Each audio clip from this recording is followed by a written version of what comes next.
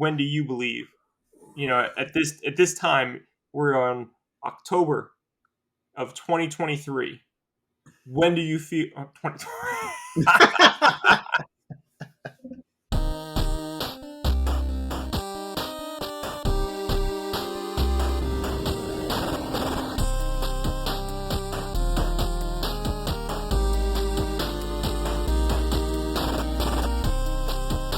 Welcome to the Enthusiast Gaming Podcast, where today we're going to be discussing a variety of topics, mainly modern versus retro stuff. Before we get started, just a couple of quick bits of housekeeping. I'm joined by Wes, as always. Thank you for joining me today. Of course, my friend. How are you? I'm doing great, man. Wes, where can people find you? You can catch me on Instagram at Grendel5XBX, or you can catch me up at Level Up Entertainment in the Hamilton Mall in the Atlantic City area of South Jersey if you're ever in the area. I'm Matt. You guys can follow me at FromNJ2CA over on Twitter. The 2 is the number 2. You guys can also follow the company on at Nerd Enthusiast on Facebook, Instagram, TikTok, YouTube. We're on all those things. Please make sure you follow us there. Don't forget to like and subscribe to us over on YouTube. And if you really want to support us, that's done over on Patreon, patreon.com/nerdenthusiast. You guys can support us for as little as $1 a month to get exclusive content. And you can also get shout-outs, like the shout-out for this month, Bernardo. Thank you for supporting us, Bernardo. Bernardo, yes, thank you so much, man. It's we definitely appreciate you. Wes, the main topic here in the beginning of the show is, when did retro gaming stop and modern gaming start? This is, something that's kind of going to be fluid. It's going to change over time, of course. Or some people just have hard stops. Like some people would say the day that CDs began being printed and cartridges stopped would be, the end of the retro period. But Wes, in your opinion, when did retro gaming stop and modern gaming start? Oh, man. That's a tough question. It is a tough question. It is. That's a real tough question. Because technically, retro is anything that's not now. Some could say. Which is true. So, I mean, if you really want to talk about it, it is PS4 and Xbox 360. Are those considered retro? Yeah. It's debatable for sure. But what is your opinion? So that's all that matters right now. All right. So my opinion, I would say retro gaming stopped at the Dreamcast. Okay. I would say Dreamcast, N64, PS1 kind of stopped the retro era for me. For clarity, are you saying that Dreamcast, PS1, N64 was the end of that era or the beginning of the modern era? I would say that's the end of that era, of the retro era. And then I would say the modern era began with GameCube, Xbox, PlayStation 2. Okay. Like I said, that's a loaded question, man, because technically those are still, on a collector's front, those are still considered retro. But I'm just throwing my opinion, and that's all it is my opinion. I think Dreamcast ended the retro game era. Now I'm going to dig a little bit deeper. Okay. Why do you feel that? Or is it just like a gut feeling like, oh, this is like, could you try to explain to me why you believe that? Man, you're getting complicated. No. Oh, this is going to be an easy episode. Woo! So, oh man. So for me, it's more of, it has a lot to do with the technology, because with the rise of the Xbox, we got more into modern technology with the online gaming. HD was a big thing. So that kind of started the shift from retro to modern for me. I like that as an idea. So it's almost like, okay, well, we started using we really started using component cables during like the Xbox era. There was even component cables on GameCube and PS2. I know because I have them. So you're considering like that, the first, like, I know it wasn't true HD, so don't like freak out. Right. But that first initial step into a better fidelity of going from 480i to 480p or 720p, whatever we could push on those TVs Hmm. was, that to you was the beginning of things changing. Yes. Yes. I like that. Yeah. That's again for me. That's where that line is. Plus two.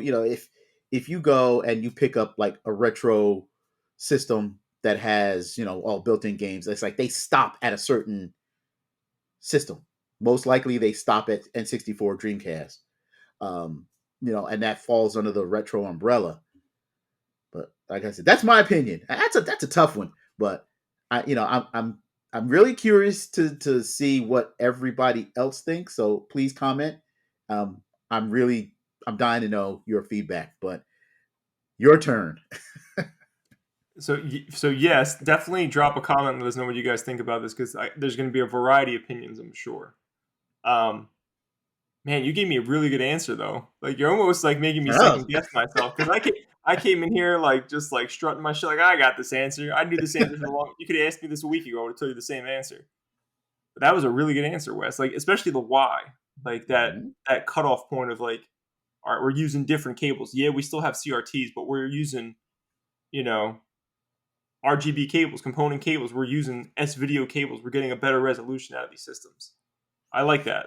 Yeah, but and also too, I mentioned online, but yeah, the Dreamcast kind of ventured into online gaming, but the Xbox and PS2, that was it really started to push that envelope. So It did. yeah, so that's go ahead. I didn't mean to cut you off, but I had No, to no, throw that in no. there. You're just giving me more to think about. You're killing me because I was so confident at first, and now like this is the best explanation I've had talking to anyone about different cutoff points for modern and retro. I'll give you mine. It's not going to be as pretty. Um, I mean, I would probably say retro is like it's hard. It's more of a feeling for me than Okay, anything. It's less of something I could express to you in words. Like PS4, Xbox One, they're still too new. You correct. could classify them under retro. Some people would. Mhm. I'm not quite there yet. Okay. 360, PS3, Wii, that's retro to me. Even Wii U, just because that system is so bizarre and like such a blunder on Nintendo's part that some of that stuff is already harder to get. So I would definitely put that stuff, in my opinion, in the retro camp. Like the Wii is from what 2000 and the hell year did that come out? 2008, something like that. Something like that. 2007, 2008. Yeah. No, no, it was earlier. It No, was oh, guess earlier. what? It was earlier. It was like 2005 or 6, I think. So you're talking like, dude, that system's going to be 20 years old in a couple more years, man. Phew. That's crazy. Isn't it?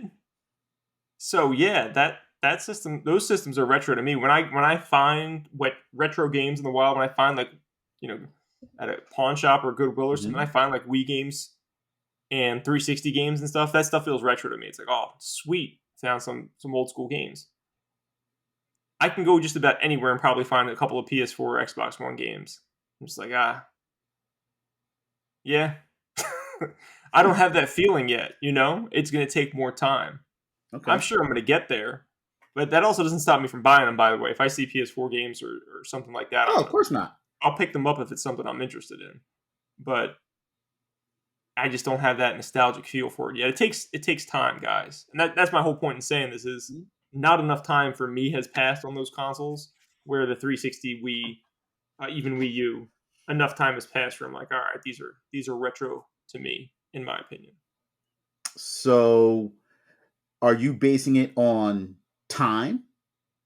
Like you I said, the Wii is no, like 20 years. So is something have to be retro if it's longer than 10 years, 15 years, 20 years? again, to me, it's just a feeling, and I Okay. don't have that feeling yet. So I'm sure time plays a factor in that, right? One day I'm going to look at it and find PS4 games and be like, oh my god, these are awesome. These are PS4 games. The same way finding like a PS1 game is like so thrilling. Or like PS2 is like, oh, this is awesome. Like, these are old. They're not around. It's not something you see every. I mean, you can go to a retro game store, sure. We all know that, but Mm-hmm. like just finding them like at random places, like garage sales or something, it's like, oh, this is it, you know. Um, yeah, so Okay. it's a lot more feelings for me than dates or specific amount of years have passed. Okay. Well, here's another thought. Um, do you think age has a play in our different views? Because I am a little older than you, so our my experience in gaming is a little different than yours. So do you 100%. think do you think that has any a play in our different views on retro? What's retro? Where did it Absolutely. start? Okay. I think that has to do with different views, but most importantly, it has to do with two things. One is at a system like the Atari 2600, I was very, very young when I first played. That was the first system I played. It was before the NES. I have very little nostalgia for that console because of that. Where you are a little bit older, so you might have Mhm. had a lot more nostalgia for the Atari 2600 than I have. Right. That's my first statement. The second statement is the popularity of retro games are in 20-year cycles. The people who are 20 some years old today, whatever was popular 20 years ago, is going to be on the rise. That's how it goes. Because these kids who grew up with this stuff are finally Mhm. getting like, jobs that like pay them decent enough wages where they can go back and get, And buy stuff. exactly. So if you look at the modern, like the history of like popularity of modern games, if you just look back 20 years, whatever was popular 20 years ago is going to be the most popular retro stuff today, usually. Okay. All right. So yeah, if you're out there and you're hunting stuff, get Wii, Xbox 360, and PS3. That's going to be the next thing that people are dying for. You're already starting to see some of that stuff go up.